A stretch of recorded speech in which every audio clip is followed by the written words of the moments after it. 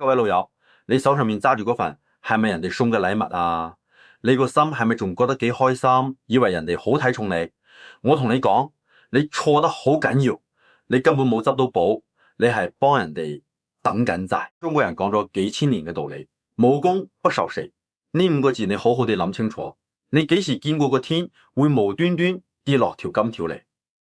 凡事有因必有果，有人無啦啦送禮俾你，你就要問多句：呢件事真實咩？你記住之後，各種唔順嘅嘢都會發生喺你身上。你最近係咪成日都覺得唔係好對路？夜晚3點幾，對眼擘到大一大，點都瞓唔着。芝麻綠豆咁大件事都可以嘈到面紅耳赤，身體越嚟越差，成個人好似俾人抽走咗啲筋骨咁。你以為係做嘢壓力大，以為係年紀大，以為係天氣轉涼。我今日就同你講清楚，好多時候根本唔係你身體出咗問題，而係你屋企擺咗啲唔應該擺嘅嘢。你親手將人哋嘅煤氣連同嗰啲睇唔見嘅武器全部請晒入自己屋企。你以為對方係有幾個錢，實際上你係用緊成家人嘅健康同運氣去幫佢擋災。今日我就要同你講清講楚，有6樣嘢陰氣極重，人哋送俾你，你千祈唔好收。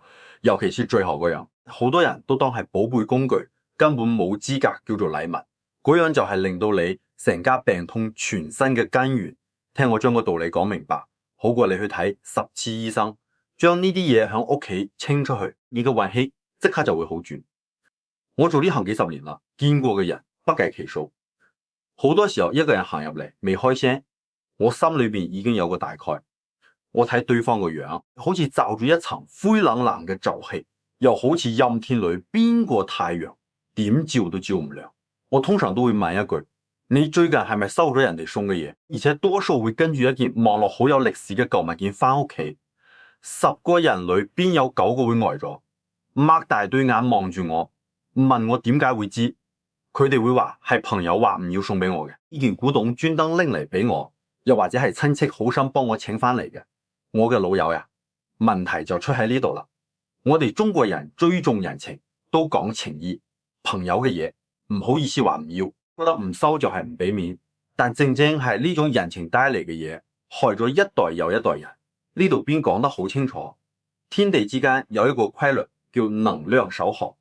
你讀書嗰陣上堂都學過，能量唔會憑空消失，只會由一個地方轉移去另一個地方。運氣都係一樣嘅道理，一個人嘅好運同惡運都係有定數嘅。當一個人行緊衰運嘅時候，佢身邊嘅物件就會沾上嗰股衰氣。佢將呢啲嘢送俾你，表面上係送禮，實際上係轉移災害，係將自己嘅厄運轉嫁到你身上。你以為係拎到一份心意，我話你知啊，好多時候人哋恨不得你快啲收咗佢，你雙手接過嗰件嘢，就等於簽咗個名，同意用自己嘅運氣去幫對方承擔佢嘅厄運。我唔係講緊怪力亂神，我係講緊能量，講緊流傳咗幾千年嘅智慧。你要明白一個道理，呢個世上所有嘅嘢都係帶住信息嘅。你拆開佢睇，係一塊木一件事，你以為可以穩穩陣陣咁擺喺度，乜事都唔會發生。但係你用根本嘅角度去睇，原子、電子、分子全部都喺度震動緊，有震動就有頻率，有頻率就有磁場，有磁場就有記憶。年紀輕嘅朋友可能冇見過錄音帶，但係我哋呢一代人一定用過。錄音帶上面嗰層磁粉，將個震動傳過去之後，磁粉嘅排列就改變咗，聲音就被儲存咗落嚟。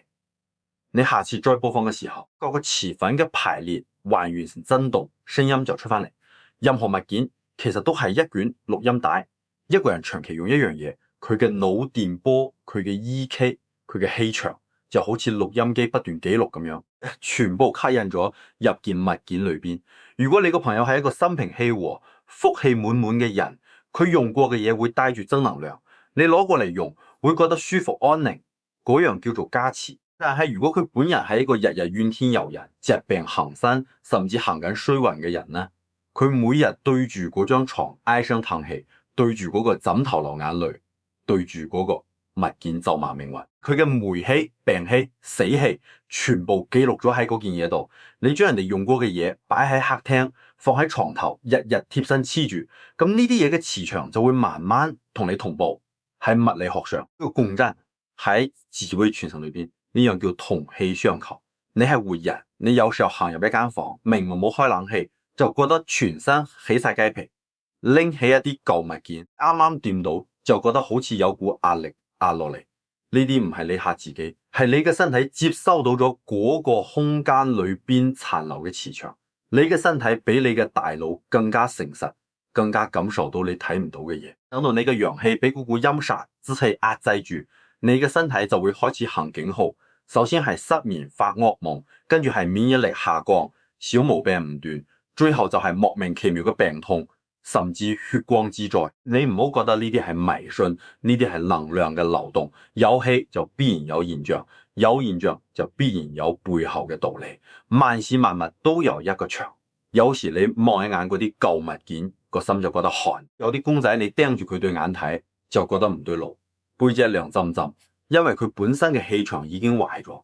古人講氣數已盡，呢啲嘢經歷過動盪、災難甚至死亡，佢可以將嗰啲信息全部吸納晒入去。我以前幫人睇格局嗰陣，入門口第一件事就係掃一眼屋企啲擺設。有一次去一個老闆屋企，豪宅嘅裝修靚到不得了，但我一入去就睇到佢擺咗一塊形狀古怪嘅石頭，紅紅黑黑咁，好似凝固咗嘅血塊一樣。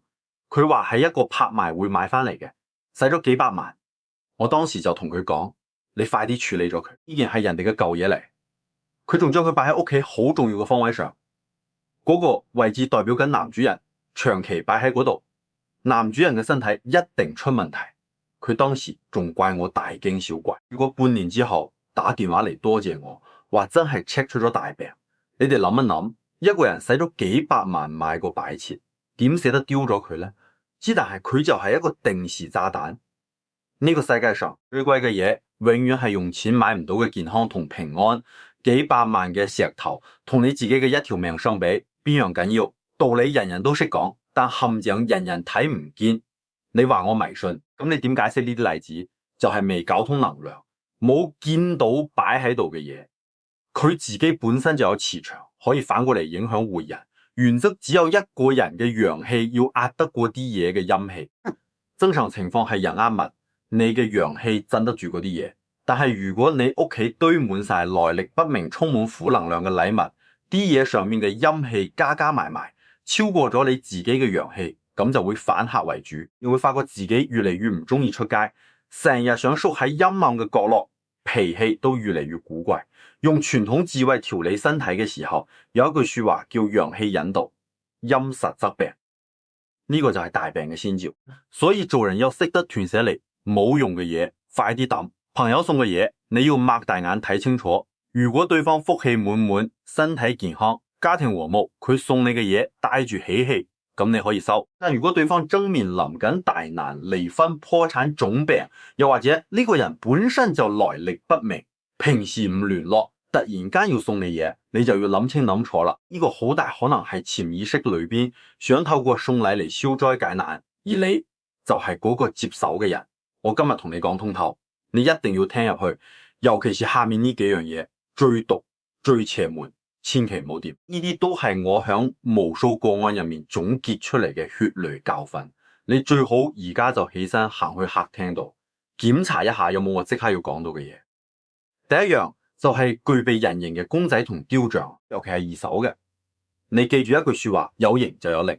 一樣嘢既然做得似人，時間耐咗就俾咗其他能量依附嘅條件。人係萬物之靈，人形嘅嘢有頭有四肢，但裏邊係空嘅，冇人本身嘅能量去佔據，就好似一間空屋，好容易俾天地之間嘅某種能量填入去。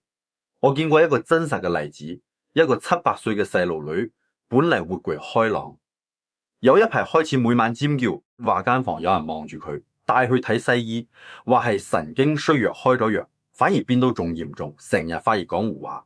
後尾問清楚，原來有個親戚由日本帶翻嚟一個傳統人偶，就放喺佢床頭櫃，正對住床嘅位置。嗰種人偶做得極之逼真，陰氣非常之重。一到夜晚，嗰對眼就好似盯住你一樣，嗱嗱聲拎走件嘢。當晚個小朋友就瞓得安安穩穩。所以二手公仔、嚟歷不明嘅民族風公仔，千祈唔好收。就算一定要留低，都絕對唔可以擺喺睡房。更加唔可以正對住張床。第二樣，嚟歷不明嘅石頭同古玉，好多人中意玩收藏，覺得收一塊古玉、一塊器械好有品味。朋友送你一塊玉佩，你就開心到不得了，掛喺身度貼住心口。古語有講人養玉3年，玉養人一生，但呢句說話後邊仲有半句係講物件如果嚟路唔正，嗰3年時光就係引潮上門。真正嘅高貨多數有明確嘅傳承，而市面上大部分嘅古玉係由墓裏邊挖出嚟嘅陪葬品，古人用佢嚟封住氣穴，將佢放喺陰暗潮濕嘅墓裏邊，陪住主人度過幾百年甚至上千年，吸收嘅係極致嘅陰寒之氣。你將佢掛喺心口，心口係人體陽氣匯聚嘅地方。你用一塊帶住千年陰氣嘅嘢壓住陽氣中心，唔使3個月，心慌、胸悶、噩夢全部都會揾上門。嚴重嘅陽氣慢慢俾佢扯乾，最後就係心臟嘅問題。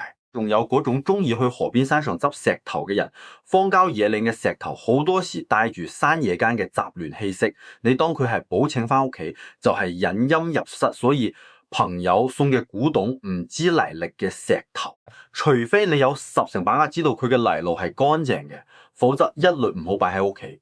第三樣，二手嘅床同枕頭，呢個我要特別強調，因為佢最容易被忽略，亦都最致命。好多人搬屋或者朋友俾加持，覺得人哋用過嘅床同枕頭仲係名牌貨，自己繼續用多2-3年，乾淨又抵用。聽落好似好熱辣，其實大錯特錯。床係一個人每日喺度最耐嘅地方，亦都係最親密接觸嘅地方。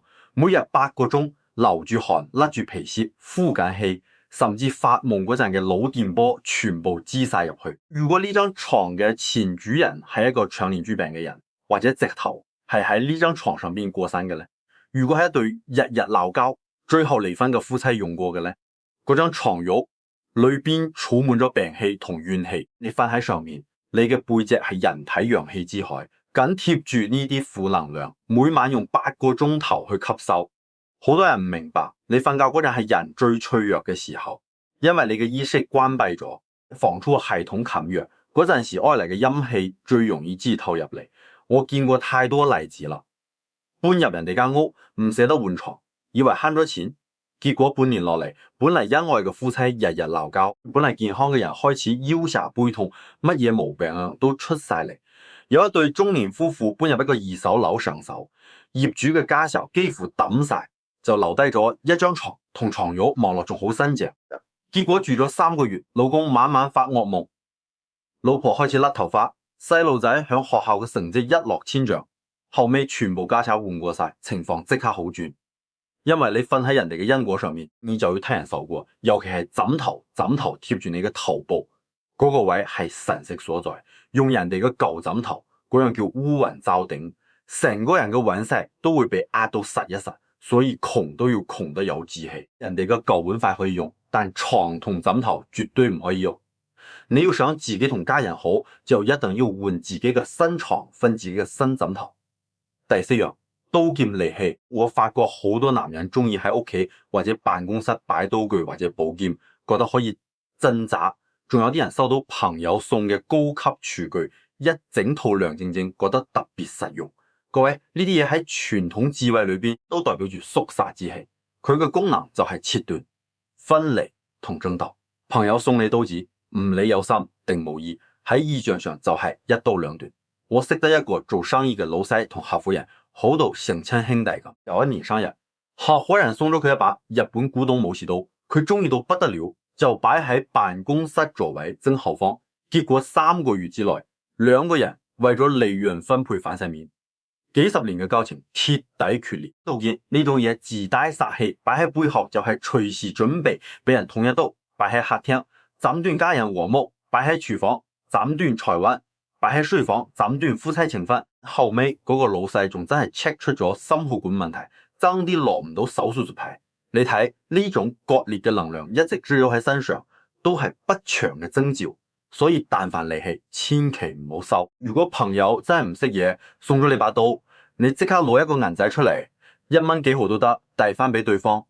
呢個叫買，將贈送變成你同佢買嘅，就可以切斷呢個唔好嘅意頭。但開過人嘅古董刀劍，俾多錢都唔好收。因為你勾唔住上面嘅兇殺之氣。第五樣，大人嘅舊衫同舊鞋，好多長輩中意將舊衫送俾人，覺得抌咗可惜。如果係細路仔嘅衫，小朋友身體健康又聰明，送俾人哋嘅細路仔着，嗰樣叫接福氣。因為小朋友係純陽之體，佢哋嘅運氣可以收，但大人嘅舊衫，特別係病人或者行緊衰運嘅人嘅衫，絕對唔可以收一件衫俾人貼。新穿咗咁耐，早就沾染咗呢個人嘅基因信息同生理磁場。如果前主人係一個有嚴重皮膚病嘅人，又或者係因為各種疾病做過化療嘅人，嗰件衫嘅堂圍裏邊就卡住咗帶住病氣嘅皮屑同汗液，你將佢着喺身上，等於用成身嘅皮膚去吸人哋嘅病氣。舊鞋就更加唔使講啦。廣東話雷邊鬆鞋同送人上路係一個硬音，鞋踩喺腳底接嘅係地氣，一個人嘅運程氣場全部匯聚喺鞋底。你收咗人哋嘅舊鞋，唔理佢係限量版定係名牌，只要佢俾人着過咗，就有咗人哋嘅記憶同信息。如果嗰個人行霉運，你着上去就會覺得周圍都碰壁，好似鬼打牆咁，點都行唔順暢。第六樣，來歷不明嘅宗教物品同神像，呢一樣係最得人驚嘅。而家好多人中意去各地旅行，覺得當地嘅各種小擺設好靈驗，就買一堆翻嚟當手信送俾朋友，覺得好有面。甚至有人送嘅係所謂大師開過光，可以暴富發達嘅法器。街邊嗰啲賣所謂能量飾品嘅，幾蚊一個嘅嘢，你都信佢係開過光？各位聽到開光兩個字，你要即刻醒過，真正嘅開光係有嚴格儀軌嘅，要真正有修為嘅人注入正念。但市面上絕大部分所謂嘅開光，根本唔知請翻嚟嘅係乜嘢，有啲法器裏邊供奉嘅，甚至係一啲極陰嘅嘢，需要你用啲血或者遞啲代價去供養。你收咗件咁嘅嘢，就等於喺自己屋企裝咗一個負能量嘅發射塔。我見過一個女仔，本嚟生得幾好樣，突然間成面生瘡，睇咗好多醫生都醫唔好。後尾一問，原來有個朋友由東南亞翻嚟，送咗佢一個掛件，佢覺得好別致，就日日掛住。我一眼就知係呢件嘢嘅問題，叫佢即刻除低，用紅黃酒配合清理，半個月之後，塊面嘅瘡就全部消晒。所以記住，信仰係個人嘅事，法器係專屬嘅嘢。絕對唔可以隨便接受人哋送嘅所講法器，除非係你自己去正規嘅地方親自求翻嚟嘅平安符，嗰個叫正面加持可以收。其餘一切帶住宗教符號嘅掛件擺設，一律遠離。呢六樣嘢全部同你點過名啦。你一定會問，我點樣判斷自己係咪已經中咗招呢？好多人會話，嗰個公仔我擺咗幾年啦，又唔覺得有乜唔對路喎。有人會講，嗰塊古玉我都日日戴住，好似身體又冇乜大毛病。我話你知，唔好等到瞓喺醫院插住喉先叫生病，唔好等到家破人亡先叫倒霉。真係到咗嗰個時候就已經太遲啦。最高明嘅智慧係防患於未然，係喺你嘅運氣崩盤之前，你嘅身體早就發出咗求救信號，只不過你太過遲弄，將佢當咗係太攰、年紀大咗、天氣變咗，又或者係用神經衰弱、更年期呢啲名詞去遮掩。我而家就教你自查，你靜落嚟對照，感受一下，即刻就會有答案。有3個指標可以斷定一個人係咪俾外嚟陰氣入侵。第一個跡象就係手腳長時間冰冷，伸出你對手，摸下你嘅額頭。正常人手心應該係暖嘅，額頭係涼嘅。但係如果你發覺喺收到某件禮物之後，手心開始莫名其妙咁發冷，而且唔止係手指尖凍，係嗰種由骨頭度震出嚟嘅冰冷，呢樣喺傳統醫學裏邊叫做心陽不足。心臟係身體嘅太陽，不斷跳動產生熱量，通過血管傳送去四肢嘅末端。如果你屋企擺咗陰氣重嘅嘢，嗰股陰氣就好似一層無形嘅網罩住你，壓住你心裏面嘅火力，令佢送唔到去手腳。你會覺得就算係大熱天時，手同腳都透住一股寒意，手腳一動，家處機會同行，走人間嘅能力就弱，財運自然會變差。同人握手嘅時候，對方摸到你手凍冰冰，潛意識裏邊就會覺得你氣弱，唔想同你合作。行路嘅時候，雙腳好似踩喺冰塊上面，你點可能跑得過人哋？呢個就係陽氣衰退嘅第一個信號。第二個跡象就係凌晨1點到3點或者3點到5點準時覺醒。好多人同我投訴話，好奇怪，每日去到半夜某個固定時間就會突然醒咗，然後就眼光光，點嚟點去都瞓唔瞓。凌晨1點到3點係肝經當令嘅時候，3點到5點係肺經當令嘅時候。中醫講，魂魄喺呢兩個時間要安穩人先至可以瞓得踏實。但係如果屋企有陰性能量，喺半夜陰氣最盛嘅時候，佢就會活躍起嚟，干擾你嘅精神。肝受咗干擾，你就會喺1點到3點醒。呢個同區斷離有關，會令你日頭做生意嘅判斷力變差，容易做出錯誤決定。肺受咗干擾，你就會喺3點到5點醒。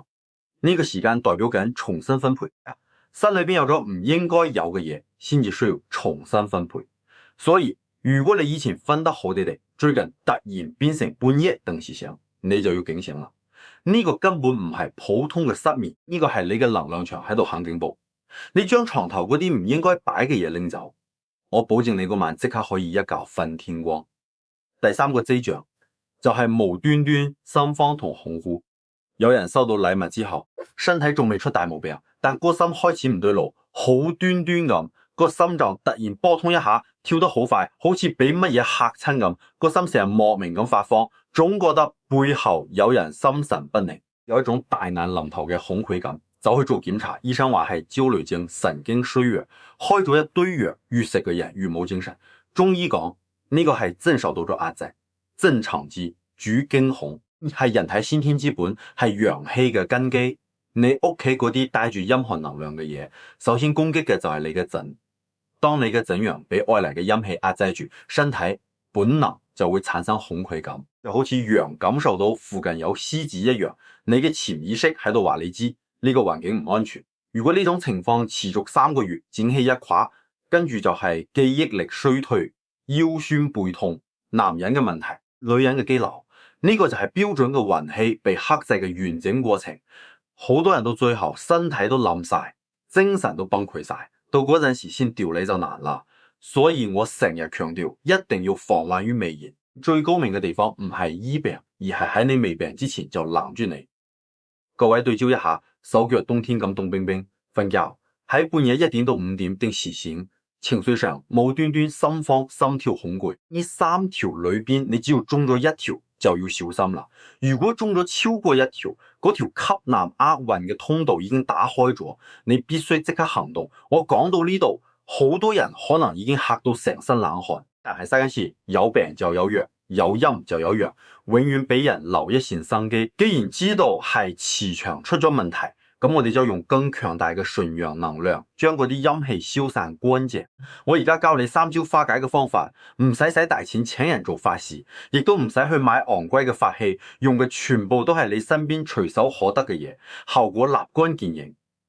第一招，太陽真火淨化法。如果嗰份禮物你真係唔捨得抌，譬如好值錢嘅珠寶，或者有紀念價值嘅嘢，你可以淨化佢。揾一個天氣晴朗嘅日子，喺中午11點到1點之間，呢個時辰叫做午時，係天地之間陽氣最旺盛嘅時刻。用一張紅紙蹲喺陽台或者天台上，紅色能量可以將陽氣聚攏，將嗰件要淨化嘅嘢放喺紅紙上面，俾佢喺太陽底下暴曬2個時辰，30年嘅陰氣都會俾天火驅散。呢個叫幫件物品重裝系統，將負面嘅磁場全部清零。但記住，陪裝嘅嘢嚟歷不明嘅佛像刀劍，呢一招係冇用嘅，因為嗰啲嘢陰氣已經入晒骨，必須果斷處理咗佢。第二招，粗鹽淨化法，呢個方法係用嚟處理同淨化你自身氣場嘅。好多人在面對呢種情況嗰陣會覺得好驚，擔心得罪人，又或者驚抌嘢嗰陣俾怨氣捲住。你只要用咗呢個方法，就乜都唔使怕。粗鹽自古以嚟就被認為有驅散同淨化嘅力量。你用粗鹽越粗越好，喺房度撒開，或者用紅紙包住一小撮，放喺你睇得到又掂唔到嘅地方，心裏面默默咁講，還原翻去，你嘅嘢你帶走，我嘅精氣留翻俾我。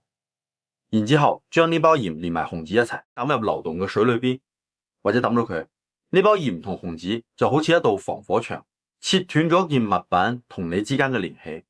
另外，你仲可以用鹽水嚟淨化身體，買一包粗鹽，捏一撮放喺熱水度溶咗佢，然後用呢盤鹽水浸身或者捽身，特別係後背脊骨呢條中軸線，要好好咁捽一捽。洗嗰陣，心裏面諗住所有黑氣都由腳板底個黃泉穴排走晒，我保證你沖完涼之後成個人都鬆晒，嗰晚一定可以瞓個好覺。呢個方法每個禮拜做一次，長期堅持，你嘅體質會越嚟越暖，陽氣會越嚟越充足。第三招，正念金剛法，呢最後一招唔使用任何道具，但卻係最強大嘅，用嘅就係你嘅內心。有啲人收到禮物會中招，有啲人又冇事。除咗身體強弱之外，最關鍵嘅就係你嘅心境。古書裏邊講，心中安然平靜，真氣就會順從你，精神守住，疾病由邊度會嚟呢？